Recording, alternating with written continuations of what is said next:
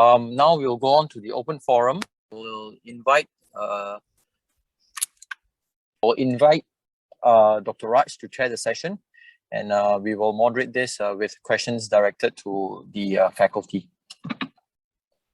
Yeah, okay. So we'll begin the open forum, and I request the Vascular Academy to actually pin up all the speakers, reactors, moderators of today's webinar. And first of all, thank you all for joining us, and thank all the speakers and reactors. Absolutely fabulous and wonderful, talks on various aspects of vascular surgery. Can you please all moderators, speakers, and reactors open your cameras so that we can see you? And I will also request Vascular Academy to pin up on the gallery. Well, I would request my moderators, Dr. Yus and Dr. Praveen, are there any outstanding questions, or if there are any questions, first we'll have a Q&A session. You can ask the speakers a set of questions, and also for the benefit of the audience, any questions which were answered before can also be asked so that the rest of the people who've not heard or read those answers can have those answers. I request Dr. Yus to start. Yeah, it seems that most of the question has been answered online, but anyway, I would like to ask a few questions to Prof. Tal. I know that in Sweden they are running this Reboa course. I think they are quite active in running it. I just wonder, when they will start the course again, and is it after the pandemic, or they are running the course now? Okay, I know your center is running a Reboa course. Okay, because of this pandemic. Because of this pandemic, you have a problem in traveling. So are you all doing it now, or you have to withhold the course for time being, or how is it? Because we are interested to go to your center to learn on Reboa. Well, thank you. Now everything opens up here, and we aim to go back to normal activities. We had some online workshops, and I think everything can be taught locally also, but we have both the EVTM and Reboa courses, and it open up. The first one will be 2nd of December, the EVTM workshop, and then the meeting itself, symposium. We're getting back to normal activity. I think also some solutions can be done locally, as all the knowledge exists in the majority of centers. Just have to find the right constellation, the right people to help, and we will be happy to help in any way. But of course, welcome to Sweden. But anyone who needs help. And I think, as said, I think the majority of things can be done even locally. You have all the knowledge in all your great countries, just a matter of organizing it to get people together. Okay. Yeah, Dr. Yus, I'll just give you an example, because we were with Tal about 2 months back, and it was a wonderful experience having him, remotely doing the stuff there. And it was sort of a hybrid for him, but virtual for us. And we still remember the beautiful way in which he explained, and also did it on the Cadaver in Sweden. So this is one way. Obviously, this is not the ideal way. The next workshop we'll be having in India is that we will also have cadavers or animals, and then he can guide us, do it. So that's the way probably we will have to continue during this pandemic. But as Carl is saying, that probably very soon we'll all meet together. It's been a very long time that all of us have gathered together in a meeting and have these workshops live. Raj, anything? Any outstanding issues? Yep. I think it's a great. It's a great field, Reboa, and I think in Singapore we have been always having a deep discussion about the training required for it, especially in centers where you may not have that many patients and you're trying to figure out, is this a skill set that you want to put up for the few patients that require it, or should you be concentrating on other aspects of your trauma survival chain? And perhaps the question to Prof. Hora is that, in your experience, do you feel that riboswale insertion is something that can usually be done only by those with some endovascular background, or is this a procedure which you think that we should be teaching and we should be performed by not only first responders, emergency physicians, surgeons, as well as, of course, vascular surgeons? Was this for me? Understood right? Yeah. I'm sorry. Yeah, I think like every procedure, I think it depends on your structure. So if you have good emergency surgeons or emergency doctors that are familiar with ultrasound, the procedure, the risk, the indications, personally, I don't feel it should be, it's something a surgeon should do. It depends on the place. In our place, it's the vascular surgeons. But, you know, we're teaching the residents to do thoracotomy on trauma. And, you know, again, and I would like to take the question to Professor Beaufort, that has huge experience also in teaching, not only in doing. I would imagine that a lot of people can do it. It's not the point. The point, can you do the puncture right? Do you have the indications? Maybe I should do the puncture and Professor Beaufort would do the laparotomy and the rest of the procedure.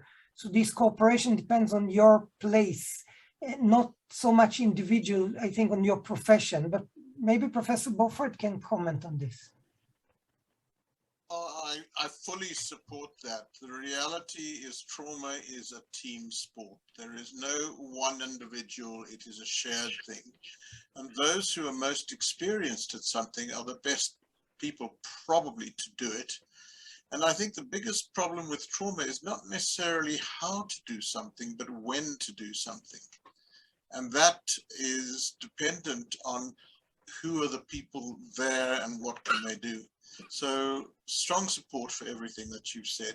And I think that the more we use our global knowledge, the more we can enhance what every one of us does. May I just comment on this, just a short, and I think it's a matter to discuss in the future.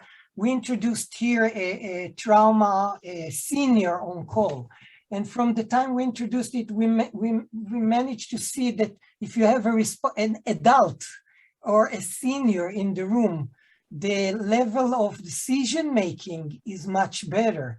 And I would imagine you guys all agree with me. If you have a person that's been there, done that, knows when to put the brake or to do rebois, which is seldom needed, then you have better decisions. So as Professor Beaufort is saying, it doesn't matter if it's a radiologist or your friend from the cardiology that does the puncture, anesthesiologist, it depends on the decision making. And I think also this is the major part, someone who knows the consequences that takes the decision. Am I correct?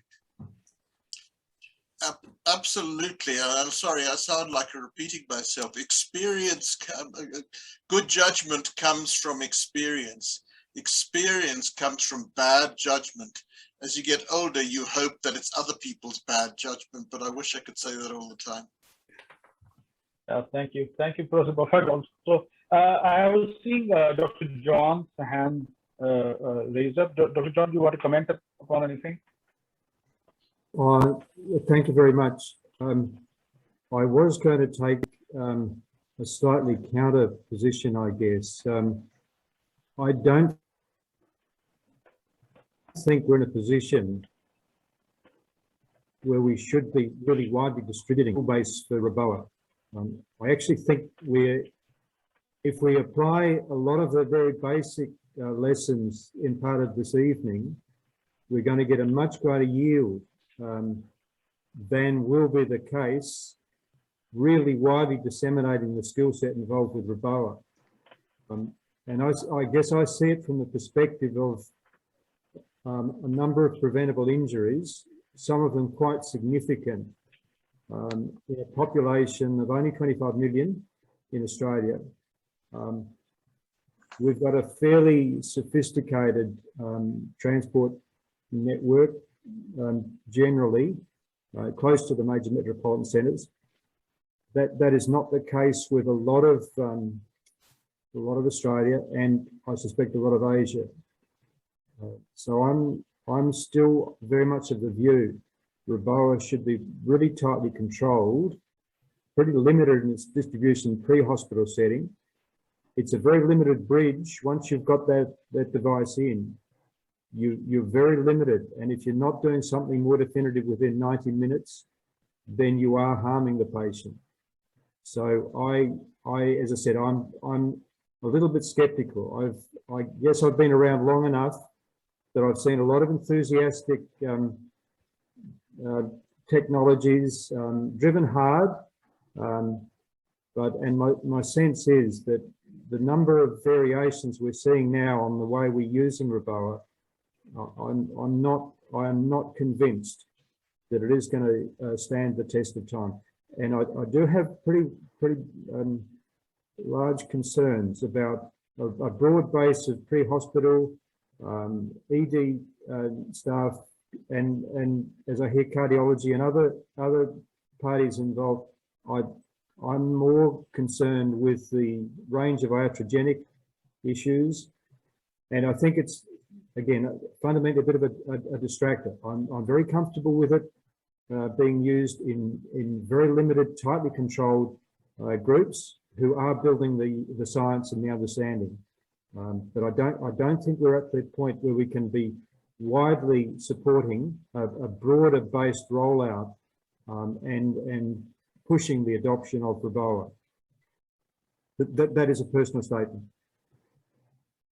Thank you, Dr. John. I think you made your point very clear, and I'm reminded of what Professor Beaufort just now said in his talk. When there's a new hammer, everything looks like a nail, and probably everybody wants to use that hammer with that hammer and the nail.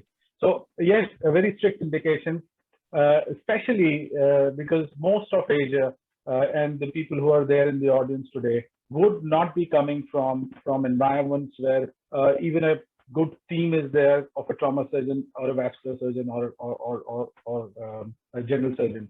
Most of them would be, general surgeons doing their stuff in smaller hospitals, receiving patients of exsanguinating hemorrhage. So I agree with you what you said. But again, it's a new technique. It has certain role.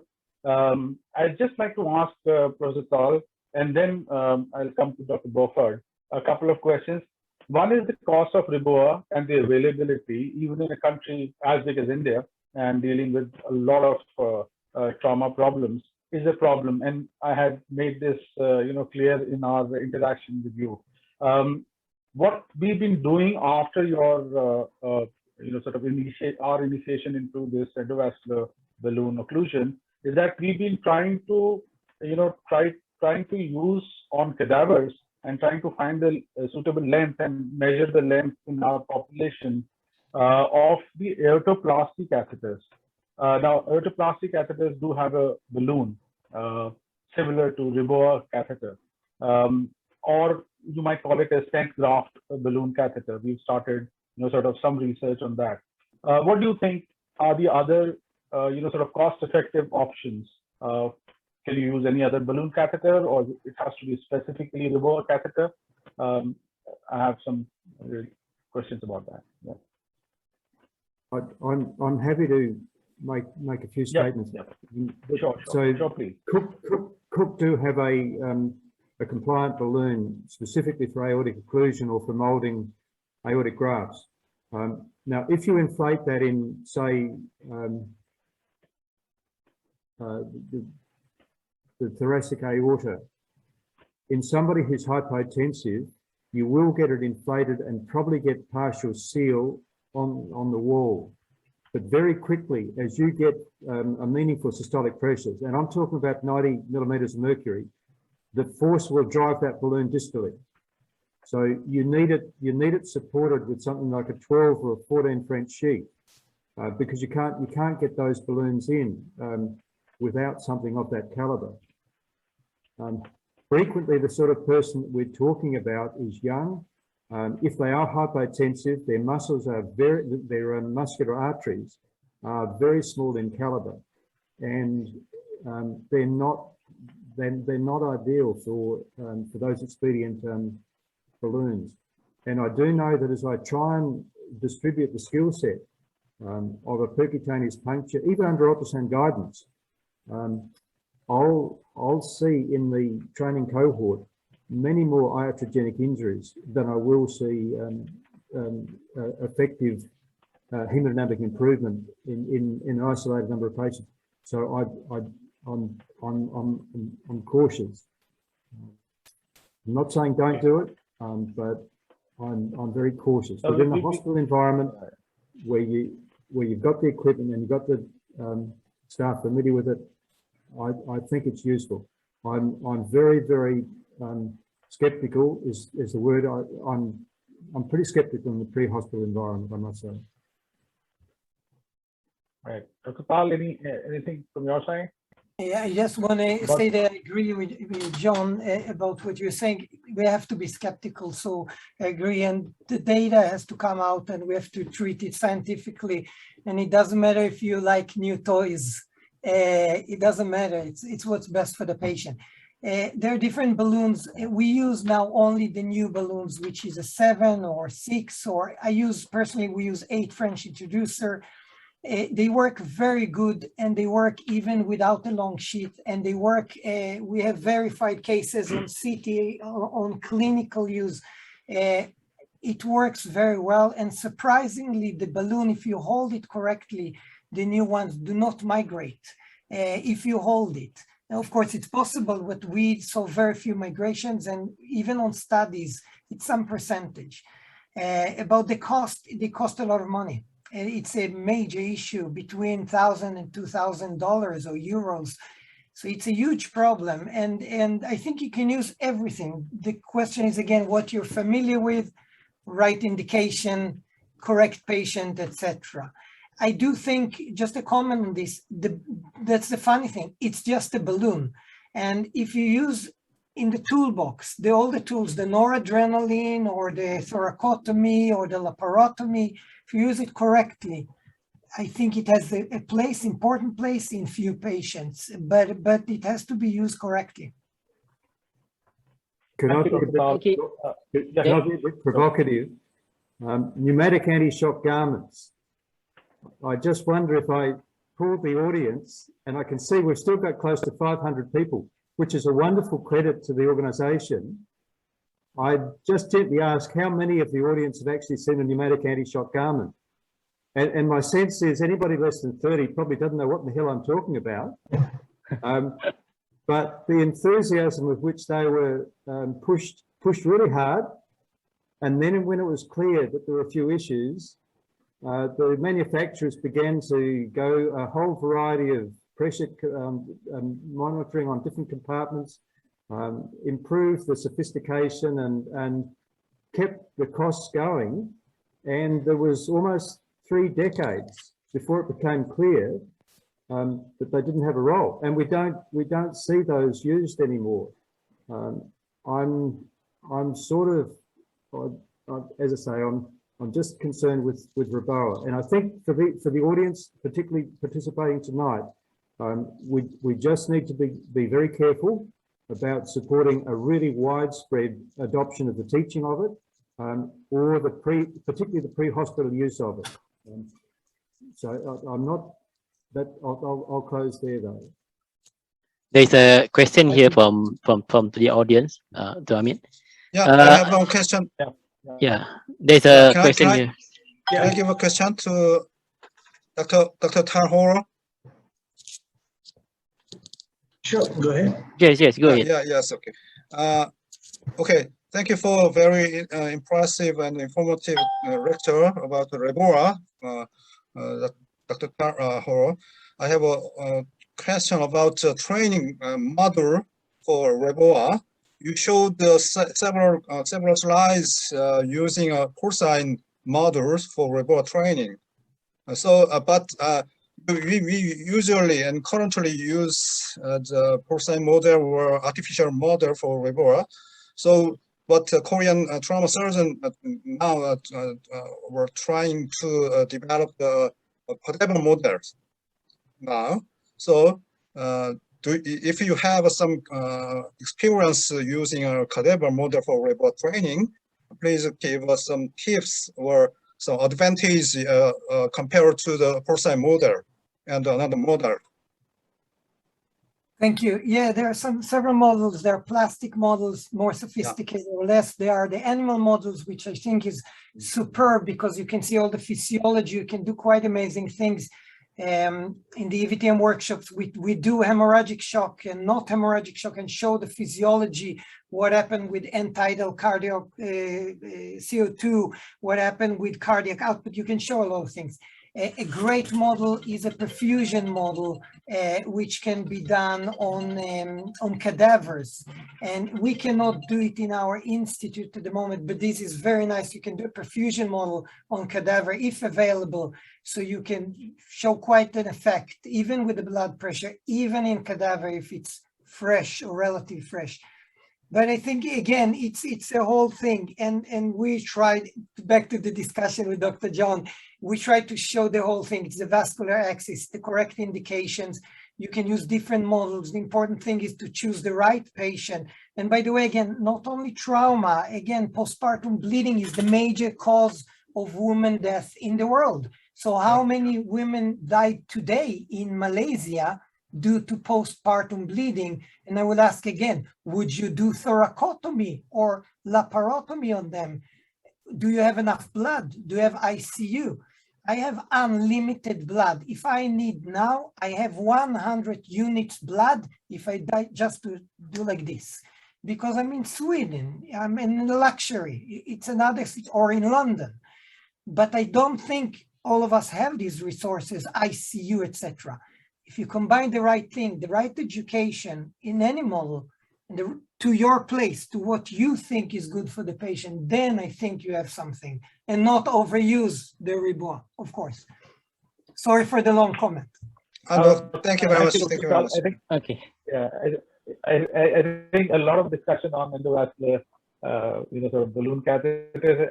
I'll bring back Professor Beaufort in for a few comments on his talk. I think Professor Beaufort, obviously you are a master teacher and you've done so much of teaching and training around the world. There's no comparison. What I would like you to sort of comment is that you very rightly said that most of the times in developing nations, and you've been to India many times, and most of the other Asian countries, it's the general surgeon. We need to train him in vascular surgery, and most of the times they're afraid of basically opening of vessels. So we are also sort of in a process of starting a residency program in acute care surgery, which includes trauma and non-trauma. I would like to ask you, as to, in your experience, what would be an adequate exposure or adequate sort of time period for a general surgeon to, say, rotate in a trauma unit, or a general surgeon while he's training in a period of like 3 to 4 years, how much time he should devote in, say, a vascular unit where he's exposed to the vascular exposure in the extremities or in the central vascular system? What do you think is a suitable exposure in terms of duration of training and skill set that the general surgeons take away during their training to become an effective trauma surgeon? Or should vascular surgery be part of a post-trauma fellowship that most trauma surgeons do to kind of broaden their skill set? Yeah, no, I think a vascular component is an essential part of the trauma surgeon or trauma-oriented surgeon's repertoire, because fundamentally it's that rapid control, the expedient control of hemorrhage, which is the key in most trauma settings. And it's also the case that a range of specialties freeze once there is significant bleeding, or don't respond in ways that the physiology should be dictating them to. I'm pleased that in Australia we've now stood up a mature post-fellowship program in trauma, which is a 2-year fellowship. That's built though on the base of a specialty of some sort in surgery, whether it's general surgery or one of the other of what are 9 specialties in Australia. And rotation through vascular units with the concurrence of what are accredited units in vascular surgical training in a binational program in Australia and New Zealand. It's very much anticipated that that will be part of the journey of that 2-year post-fellowship training for the trauma-dedicated surgeon in Australasia. Now, a lot of that will be done in partnership with interventional radiology groups, and it's also acknowledging that many of the requisite skill sets in trauma cross across that interventional interventional radiology type of domain. So I'm not sure whether I've completely answered the question, but very much vascular surgery has to be part of that 2-year post-fellowship program in the context of a meaningful trauma surgical product. Thanks, Prof. There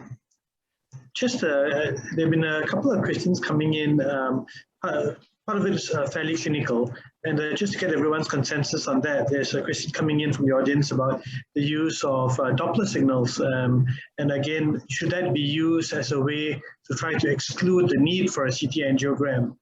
I think the consensus from Prof. Rohi's talk was that you probably shouldn't, that if you can't feel a pulse, you should try to get some kind of confirmation whether it is a vascular injury, and probably that you would require at least a CT to diagnose, if not some other form. And an absent pulse or a positive Doppler signal probably wouldn't be sufficient to exclude. But anyway, if I could ask Prof. Profile and Prof. Persia whether you share those sentiments as well. Yeah, Doppler, continuous wave handheld Doppler does have a role, a limited role. I'd suggest particularly in partnership with pressure measurement in the extremity. And it can be a useful way of sequentially surveying somebody where you've got a high suspicion of an injury. For example, a popliteal artery dislocation or partial dislocation. But I have seen a lot of people lulled because they get an audible signal, and it might be and that in many people's cognition is equated with a flow. It may not infrequently, particularly in the context of trauma, be a long gelatinous column of thrombus, which is being oscillated backwards and forwards with systole. It will give flow signal because it is moving, but it's not flow. And that's the drawback. And it is, again, why Corinne, particularly the system level, just cuts across that by saying, no, we're not going to be broadly interpreting Doppler signal, particularly handheld, in the context of trauma. We'll go to a more consistent standard, which CTA will deliver in a network system like that he is working within. Thanks. Prof. Profile?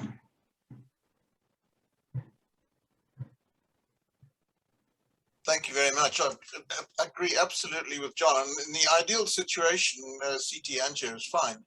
My experience is, firstly, if you have one, it's also at the opposite end of the hospital, probably the sunny end, so the radiologist gets some daylight. And it's not always feasible because you just don't have the time. So when you get these patients, firstly, make sure they're getting high flow oxygen so that whatever is left is oxygenated slightly better. And the additional caveat with the Doppler, like Raboa, is if it's in inexperienced hands, it can lead you into all sorts of senses of false security. And all the ones that John Crozier mentions. But also remember that when you've got no circulation in the big vessels, you can still have a degree of subcutaneous or cutaneous circulation. So the fact that the toe or the foot is pink doesn't actually tell you the high volume, high oxygen muscles are getting enough oxygen. All it tells you is there's capillary circulation from somewhere. The other thing is, remember that if you've got a degree of venous injury as well, there will be some venous hypertension. The end result is not a white, cold foot. So be careful that Dopplers, like all of the other modalities, particularly in inexperienced hands, don't give you a false sense of security. Thank you. Thanks, Prof. And perhaps one last question just for the two speakers as well.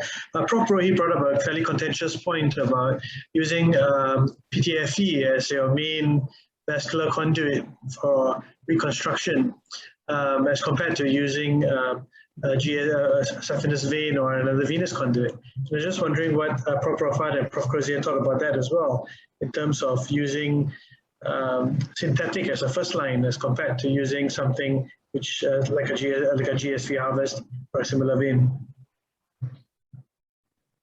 Do you want to go? Thanks, Ken. I was just having difficulty unmuting. I think it's dictated by the physiology and the range of injuries with the patient in front of you. I think Karim is correct that it's an expedient way of affecting restoration of blood flow. You can put it in moderately contaminated fields.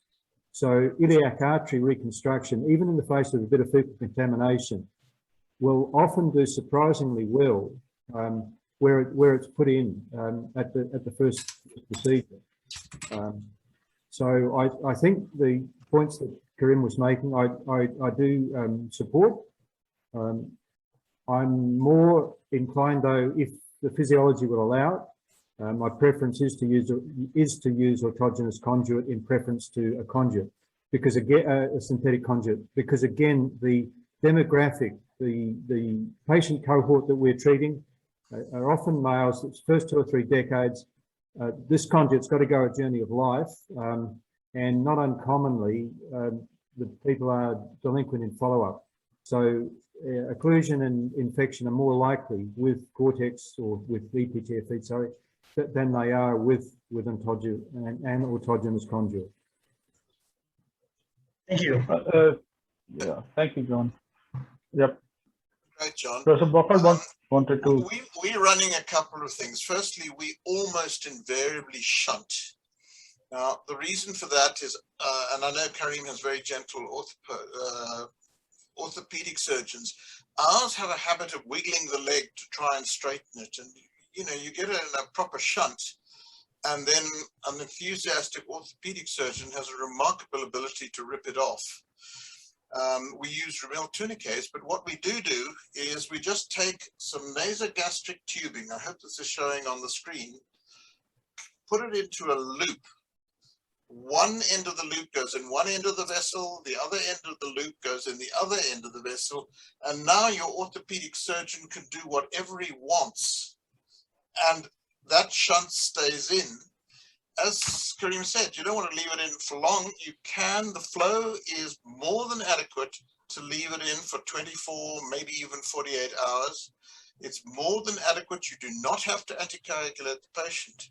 But the reality is, what we found gives us the best results is it is so quick to put a shunt in. We would say, you know, if you've got control of the vessel, 2 Ramel tourniquets or something like that, put the shunt in.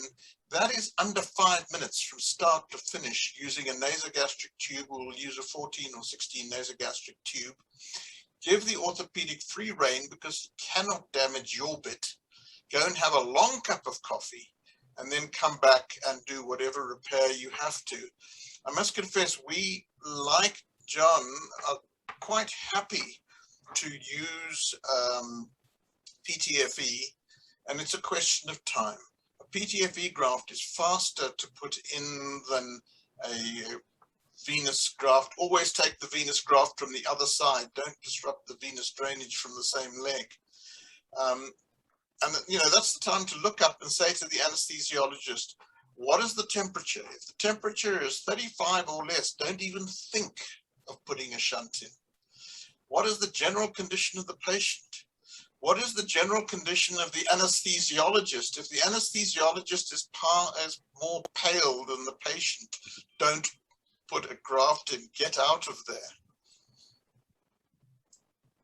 Thank you very much. I think it's been a great discussion. Thank you. If I could Dr. Raj, just one observations to comment. supplement Ken's really comprehensive statements.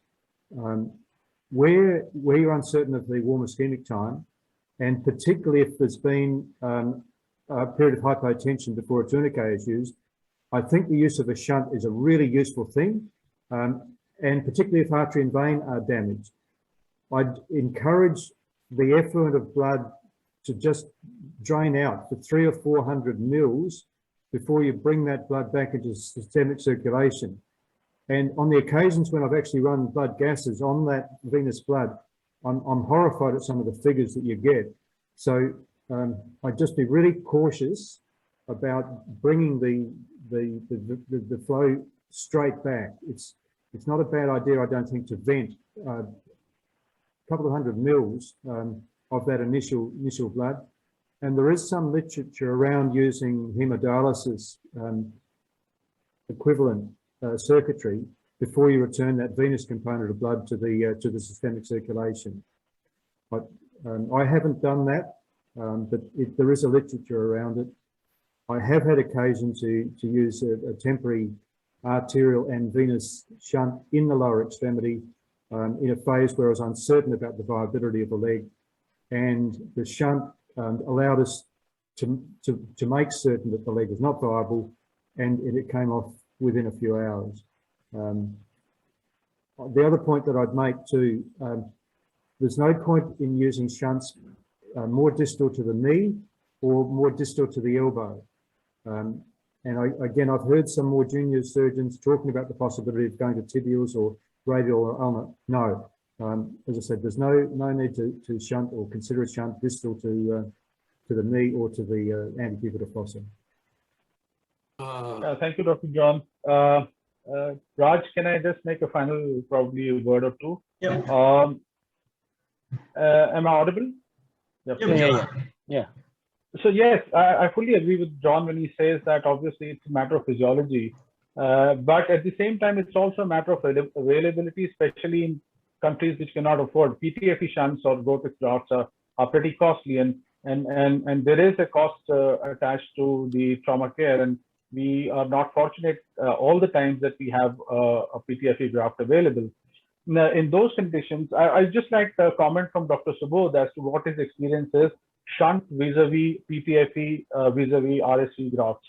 RSV, obviously, any definitive procedure once the physiology is stabilized, but PTFE versus RSV. Dr. Subodh. So in our experience in our center, we do a lot of patients with the open wounds, and these wounds are contaminated. We do see a lot of, unlike West, you see more of penetrating trauma. So in our country, in our center, we do see a lot of patients with the blunt trauma and they have a contaminated wound. So this is another reason that one, the availability of the PTFE graft is not easy available all the time. Second, these wounds are contaminated, so that actually stops us using the PTFE graft, and we are more comfortable. And as I said in my reaction also, that we use a lot of shunt. And I agree with Dr. Beaufort that yes, shunt is a savior. And Dr. Karim also discussed that who should operate first, the orthopedic surgeon or the trauma surgeon on the vessel. So what we prefer that we put the shunt, we ask the orthopedic surgeon to do because they do a lot of handling and they might jeopardize your repair. So we use more of if we need a conduit, we use the great saphenous vein, reverse great the venous conduit over a PTFE. We very occasionally use PTFE conduit because of these two. I think with that, we will continue to discuss otherwise because time is short, and I think we are already over our time, and therefore I would bring this open session to a close. I must thank my colleague, Dr. Raj Menon. I must thank all the speakers. I must thank all the reactors to be here and to grace this occasion and this webinar. Thanks, Professor Beaufort. again for coming to the ACT webinar. We'll be seeing more of you probably in India also very soon when we open up. And also bring DSTC. I've been, sort of talking to Tina and yourself, bringing DSTC now to India. It's high time. Thank you so much once again, all of you. Over to the moderators.